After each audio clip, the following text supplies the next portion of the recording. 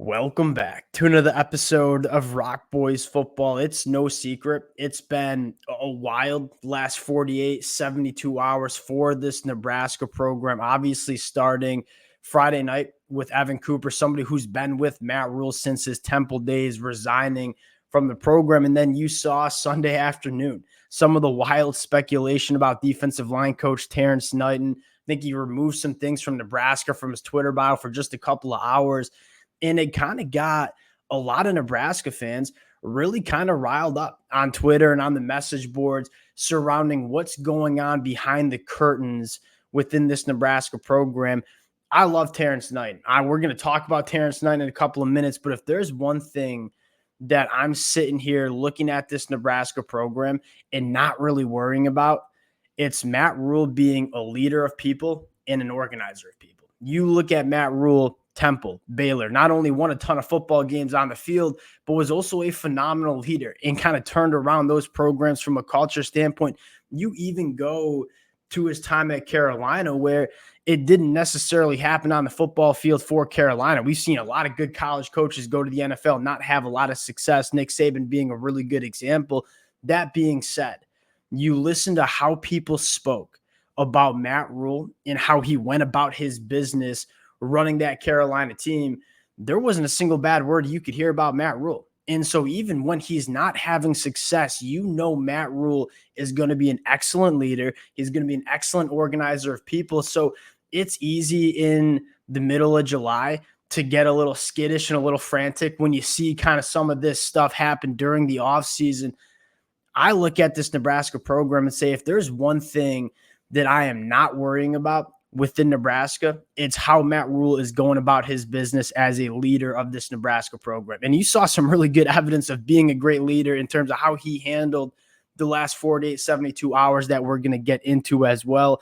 That's kind of my opening take on what we've seen happen over the last couple of days. Want to get into not only a little bit more of a conversation of John Butler and how at least impressive I thought Matt Rhule handled that situation, but I also want to have a conversation around Terrance Knighton, who I have a ton of respect for as the defensive line coach for Nebraska. I think he's done a phenomenal job. We'll get into that as well. Before we do, and as always, just want to say thank you to you guys, to the Nebraska fans. We kind of had an introductory conversation about John Butler Sunday morning. The amount of support you guys continue to show to the fellas, it truly does mean a lot. Any chance I get to talk some Nebraska football, I'm always doing it. Appreciate you guys rocking with it. If y'all do enjoy the content, consider subscribing to the channel. Much more importantly, I would love to hear how you guys are feeling in the comment section. I read the message boards. I read Twitter. I know there are some Nebraska fans that are feeling all sorts of ways.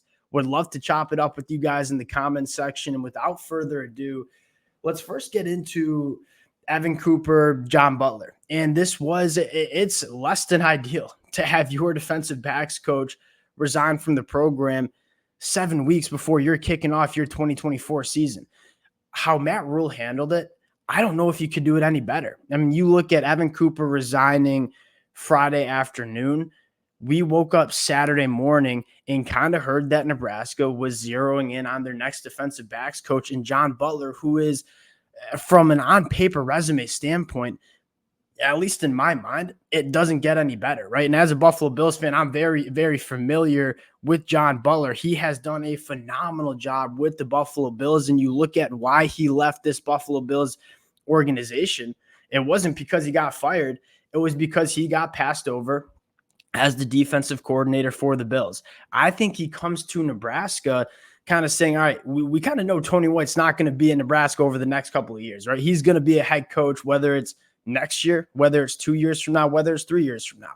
I think John Butler's coming to Nebraska fully kind of expecting to maybe become the heir apparent to Tony White as Nebraska's defensive coordinator. And at least to my mind, that makes so much sense. You go back to John Butler at the college ranks. He was Penn State's defensive coordinator before moving on to the NFL. You look at his time at the Buffalo Bills, he was in the top 2 to become the Buffalo Bills defensive coordinator heading into the 2024 year. This is an extremely well-respected coach, both at the collegiate and the NFL level. You talk about your defensive backs coach resigning 2 months before the season starts. And Matt Rhule, within 12 hours, is able to zero in on one of the most respected defensive backs coaches that you see across college football within 12 hours.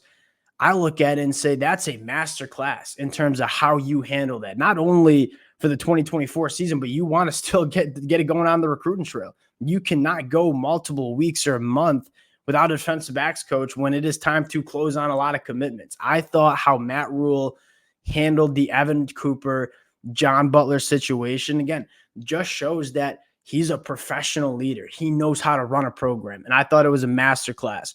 Now you get into Terrance Knighton, and we saw a lot of Nebraska fans, and I was kind of surprised. Now, if Nebraska fans disagree with me, I would love to hear from you guys in the comment section. Right? There's a ton of different ways to view the game of college football, and so we're not always going to be on the same page.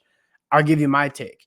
Terrance Knighton is a phenomenal defensive line coach, not only from the development that you've seen. I mean, Ty Robinson, Nash, those are two guys that could have gone to the NFL draft had they wanted to in 2024. And I fully expect them to be all Big Ten caliber guys in the 2024 year. I think from a development standpoint, you've seen some really good things from Terrance Knighton, who is relatively new to being a coach. He's only been a coach for the last couple of years at Wagner, then was with Matt Rhule in Carolina, now in Nebraska.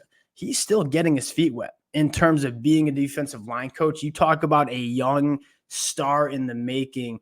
I think Terrance Knighton would be one of those guys. But then you look at what he's done on the recruiting trail, bringing in multiple four-star prospects who we feel really good about, right? Headlined by guys like Principal U, who was a master class developed as a true freshman. I mean, we kind of were talking about Principal U 12 months ago as a guy that, probably wouldn't see the field that much as a true freshman because there was some development that needed to take place.